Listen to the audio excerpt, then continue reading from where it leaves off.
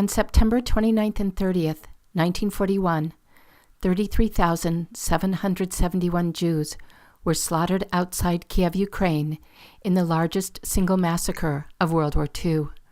In what would become standard practice for the Nazis, the entire population of Jews remaining in the town were ordered to bring suitcases of valuables and clothing for transport to a work camp. Over the next 2 days, they were systematically murdered. The bodies fell into the ravine at Babi Yar and were covered lightly with earth. By 1944, nearly 200,000 more victims had joined the first Jews. These later victims included Jews, gypsies, homosexuals, political dissidents, and Soviet prisoners of war.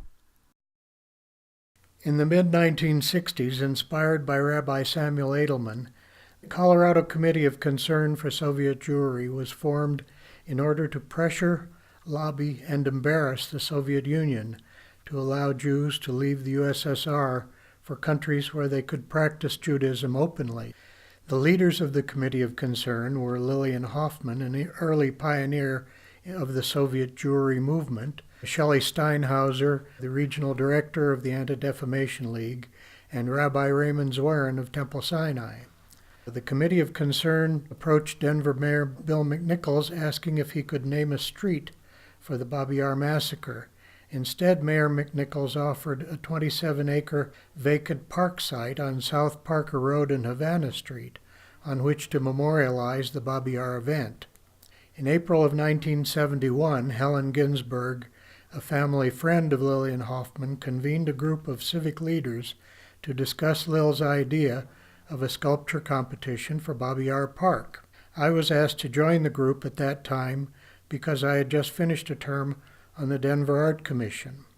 During our 12-year process, we expected the support of the Jewish community. We were surprised and disappointed that there were no funds forthcoming from the Jewish community for a civic monument.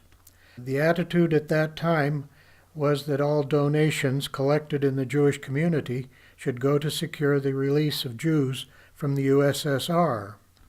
Bringing a project like this to fruition requires persistence. Helen Ginsberg and I were very persistent. We proceeded to supplement the membership of our board from the general community in Denver. For all of us working on it, the park project was a labor of love. We felt that a single sculpture would not have sufficient presence in a 27-acre park. Some other members and I suggested that the park itself should become the memorial. The park, designed by Lawrence Halprin and CHNMB, derives its elements from Jewish and Holocaust symbolism. The site's high plains ecology is similar to that of Babi Yar in Kiev. The semi-arid acreage contains a ravine within its geography. It lends itself to quiet contemplation. From the beginning, the non-Jewish Ukrainian community requested recognition at the park.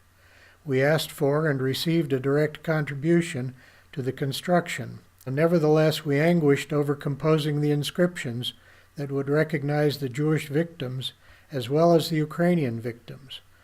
I was the mediator between the Babi Yar Park Foundation and the Ukrainian Committee. This process tested my persistence. When I brought the final version of the inscriptions, crafted by Rabbi Zwerin, to the Ukrainian Committee representatives, Ivan Stabelsky and George Mashinsky, they read it over. They sent me out of the room while they discussed in Ukrainian whether they should accept the wording. They called me back announcing that they had found the inscriptions acceptable. Their actions allowed us finally to finish the work and dedicate the park in October of 1983.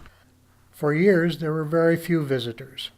Then, in the late 1980s, there was an influx of émigrés from the former Soviet Union into Denver. Some were Ukrainians with personal ties to Babi Yar.